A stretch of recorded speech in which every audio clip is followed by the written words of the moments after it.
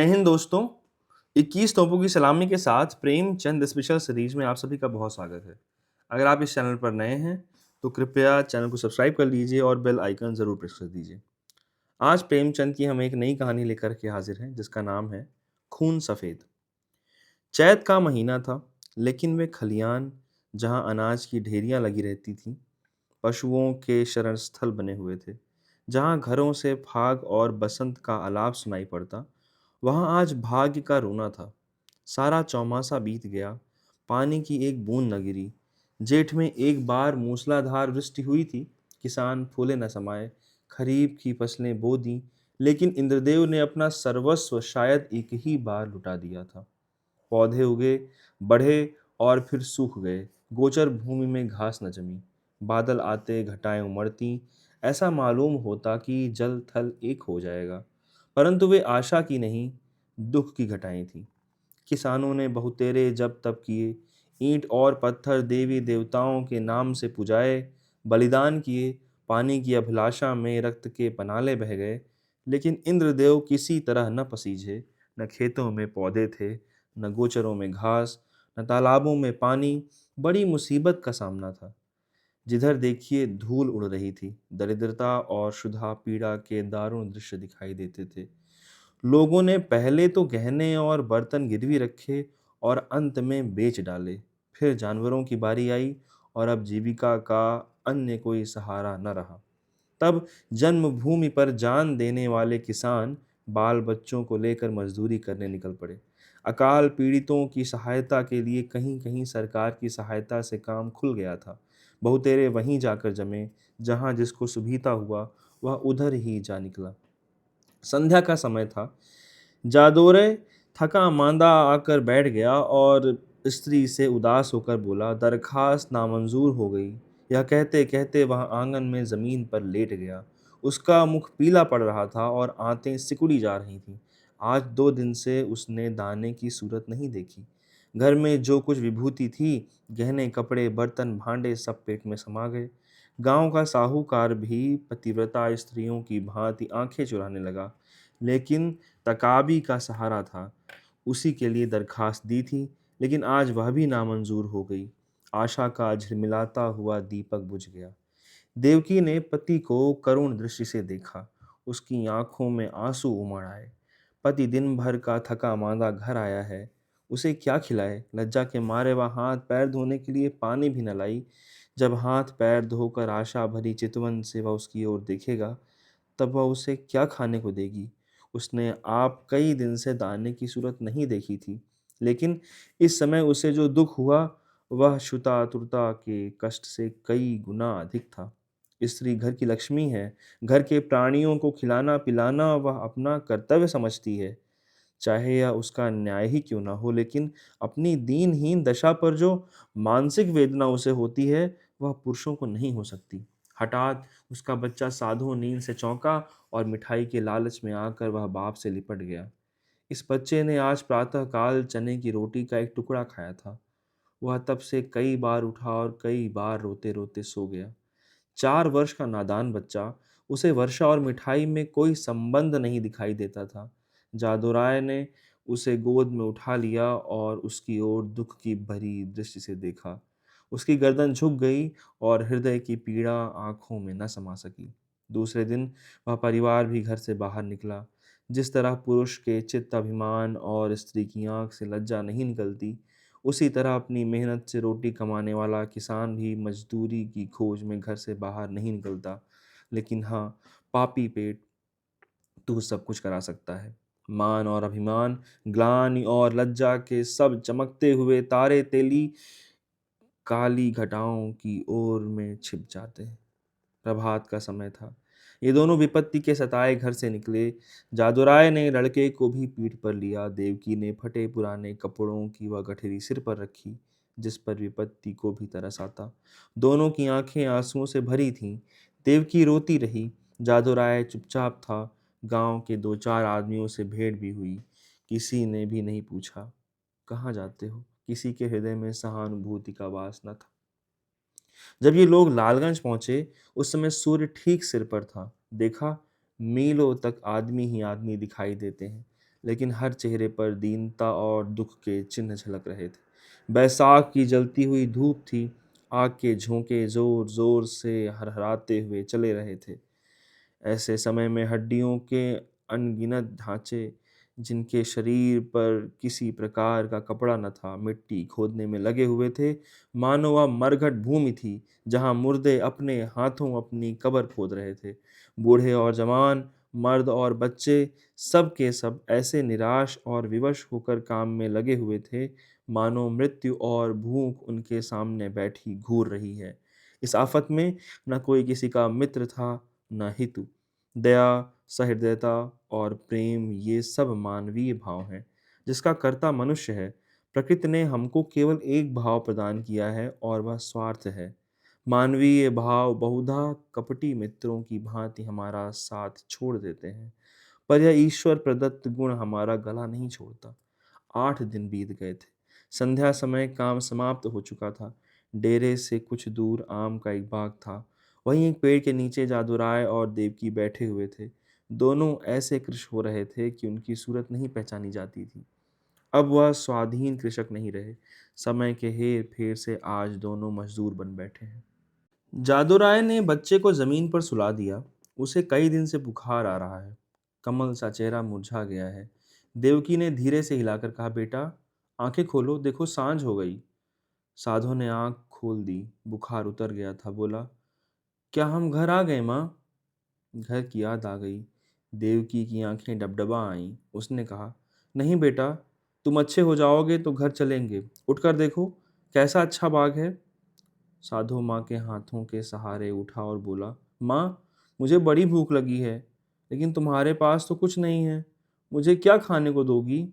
देवकी के हृदय में चोट लगी, पर धीरज करके बोली, नहीं बेटा, तुम्हारे खाने को मेरे पास सब कुछ है। तुम्हारे दादा पानी लाते हैं तो नरम नरम रोटियां अभी बनाए देती हूँ। साधु ने माँ की गोद में सिर रख लिया और बोला, माँ मैं ना होता तो तुम्हें इतना दुख ना होता। यह कहकर वह फूट फूट कर रोने लगा। यह वही बेसमझ बच्चा है जो 2 सप्ताह पहले मिठाइयों के लिए दुनिया सिर पर उठा लेता था। दुख और चिंता ने कैसा अनर्थ कर दिया है। यह विपत्ति का फल है। कितना दुखपूर्ण, कितना करुणाजनक व्यापार है। इसी बीच कई आदमी लालटेन लिए हुए वहां आए। फिर गाड़ियां आईं। उन पर ढेरे के खेमे लदे हुए थे। दम के दम यहाँ खेमे गड़ गए। सारे बाग में चहल पहल नजर आने लगी। देव की रोटियां सेक रही थी। साधु धीरे धीरे उठा और आश्चर्य से देखता हुआ एक डेरे के नजदीक जाकर खड़ा हो गया। पादरी मोहनदास खेमे से बाहर निकले तो साधु उन्हें खड़ा दिखाई दिया। उसकी सूरत पर उन्हें तरस आ गया। प्रेम की नदी उमड़ आई। बच्चे को गोद में लेकर खेमे में एक गद्देदार कोच पर बिठा दिया और बिस्कुट व केले खाने को दिए। लड़के ने अपनी जिंदगी में इन स्वादिष्ट चीजों को कभी न देखा था। बुखार की बेचैन करने वाली भूख अलग मार रही थी। उसने खूब मन भर खाया और कृतज्ञ नेत्रों से देखते हुए पादरी साहब के पास जाकर बोला, तुम हमको रोज ऐसे चीजें खिलाओगे?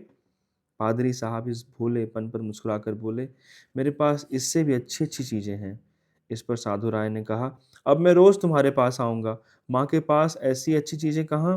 वह मुझे रोज चने की रोटियां खिलाती है। उधर देवकी ने रोटियां बनाई और साधु को पुकारने लगी।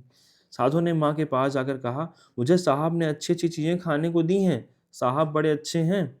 देवकी ने कहा, तुम्हारे लिए नरम नरम रोटियां बनाई हैं, आओ तुम्हें खिलाऊं। साधु बोला, अब मैं ना खाऊंगा। साहब कहते थे कि मैं तुम्हें रोज अच्छी अच्छी चीजें खिलाऊंगा। मैं अब उनके साथ रहा करूंगा। माँ ने समझा कि लड़का हंसी कर रहा है। उसे छाती से लगाकर बोली, क्यों बेटा, हमको भूल जाओगे? देखो मैं तुम्हें कितना प्यार करती हूँ। साधु तुतलाकर बोला, तुम तो मुझे रोज चने की रोटियां दिया करती हो, तुम्हारे पास तो कुछ नहीं है। साहब मुझे केले और आम खिलाएंगे। यह कहकर वह फिर खेमे की ओर भागा और रात को वहीं सो रहा। पादरी मोहनदास का पड़ाव वहां 3 दिन रहा। साधु दिन भर उन्हीं के पास रहता। साहब ने उसे मीठी दवाइयां दी। उसका बुखार जाता रहा। वह भोले भाले किसान यह देखकर साहब को आशीर्वाद देते लगे। लड़का चंगा हो गया और आराम से है। साहब को परमात्मा सुखी रखे। उन्होंने बच्चे की जान रख ली। चौथे दिन रात को ही वहां से पादरी साहब ने कूच किया। सुबह को जब देवकी उठी तो साधु का कहीं पता न था। उसने समझा कहीं टपके ढूंढने गया होगा, किंतु थोड़ी देर देखकर उसने जादूराय से कहा, लल्लू यहाँ नहीं है। उसने भी यही कहा, कहीं टपके ढूंढने गया होगा। लेकिन जब सूरज निकल आया और काम पर चलने का वक्त हुआ, तब जादूराय को कुछ संशय हुआ। उसने कहा, तुम यहीं बैठी रहना, मैं अभी उसे लिए आता हूँ। जादू ने आसपास के सब बागों को छान डाला और अंत में जब 10 बज गए तो निराश होकर लौटा। साधु न मिला। यह देखकर देवकी दहाड़े मार कर रोने लगी। फिर दोनों अपने लाल की तलाश में निकले। अनेक विचार चित्त में आने लगे। देवकी को पूरा विश्वास था कि उस साहब ने उस पर कोई मंत्र डालकर वश में कर लिया, लेकिन जादू को इस कल्पना के मान लेने में कुछ संदेह था। बच्चा इतनी दूर अनजान रास्ते पर अकेले नहीं जा सकता। फिर भी दोनों गाड़ी के पहियों और घोड़ों की टापों के निशान देखते चले जाते थे। यहाँ तक कि एक सड़क पर आ पहुंचे। वहां गाड़ी से बहुत से निशान थे। उस विशेष लीक की पहचान न हो सकती थी। घोड़े की टापें भी एक झाड़ी की तरफ जाकर गायब हो गईं। आशा का सहारा टूट गया। दोपहर हो गई थी। दोनों धूप के मारे बेचैन और निराशा से पागल हो रहे थे। वहीं एक वृक्ष की छाया में बैठ गए।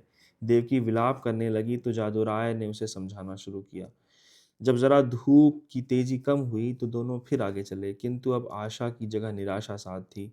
घोड़े की टापों के साथ उम्मीद का धुंधला निशान गायब हो गया था। शाम हो गई। इधर उधर गायों बैलों के झुंड निर्जीव से पड़े दिखाई देते थे। यह दोनों दुखिया हिम्मत हार कर एक पेड़ के नीचे टिक गए। उसी वृक्ष पर मैना का एक जोड़ा बसेरा लिए हुए था। उनका नन्हा सा शावक आज ही एक शिकारी के चंगुल में फंस गया था। दोनों दिन भर उसे खोजते फिरे। इस समय निराश होकर बैठे रहे। देवकी और जादव को अभी तक आशा की झलक दिखाई देती थी, इसलिए वे बेचैन थे।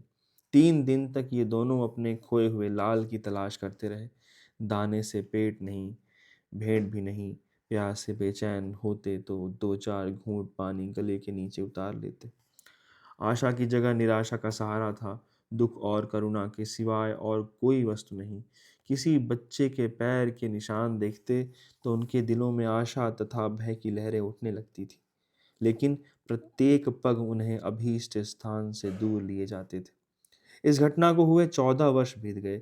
इन 14 वर्षों में सारी काया पलट हो गई। चारों ओर रामराज दिखाई देने लगा। इंद्रदेव ने कभी उस तरह अपनी निर्दयता न दिखाई और न जमीन ने दी। उमड़ी हुई नदियों की तरह अनाज ने ढेंकियां भर चलीं। उजड़े हुए गांव बस गए। मजदूर किसान बन बैठे और किसान जायदाद की तलाश में दौड़ने लगे। चैत के दिन थे। खलियानों में अनाज के पहाड़ खड़े थे। भाट और भिखमंगे किसानों की बढ़ती के तराने गा रहे थे।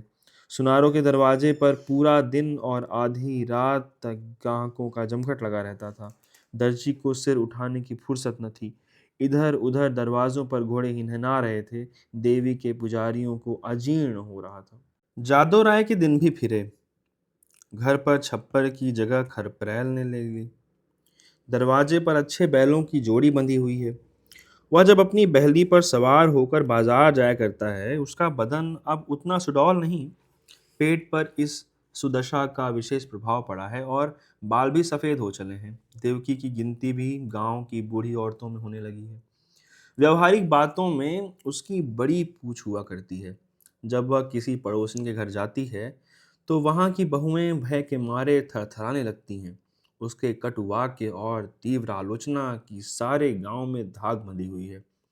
महीन कपड़े अब उसे अच्छे नहीं लगते, लेकिन गहनों के बारे में वह उतनी उदासीन नहीं है। उनके लिए जीवन का दूसरा भाग इससे कम उज्जवल नहीं है। उनकी 2 संतानें हैं। लड़का माधो सिंह अब खेती बाड़ी के काम में बाप की मदद करता है। लड़की का नाम शिवगौरी है। वह भी माँ को चक्की पीसने में सहायता दिया करती है और खूब गाती है। बर्तन धोना उसे पसंद नहीं, लेकिन चौका लगाने में निपुण है। गुड़ियों के ब्याह करने से उसका जी कभी नहीं भरता। आए दिन गुड़ियों के विवाह होते रहते हैं। हाँ, इनमें किफ़ायत का पूरा ध्यान रखता है।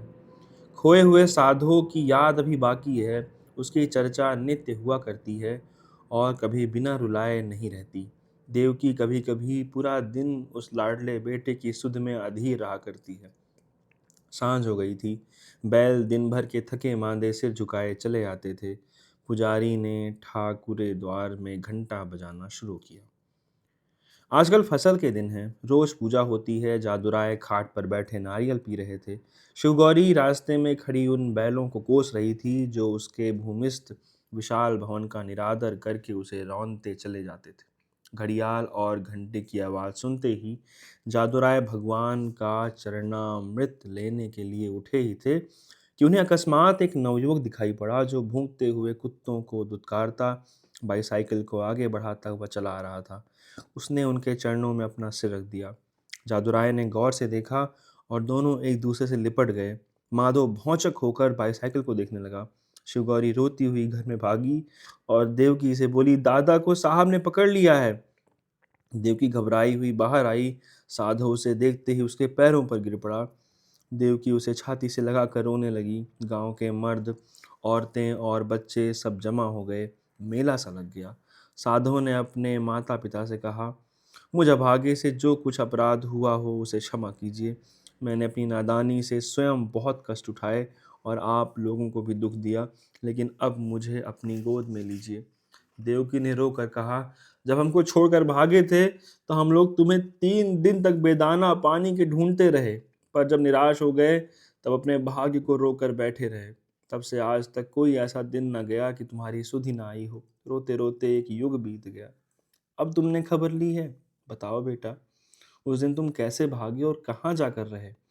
साधु ने लज्जित होकर उत्तर दिया, माता जी, अपना क्या हाल कहूँ। मैं पहर रात रहे आपके पास से उठकर भागा। पादरी साहब के पड़ाव का पता शाम को ही पूछ लिया था।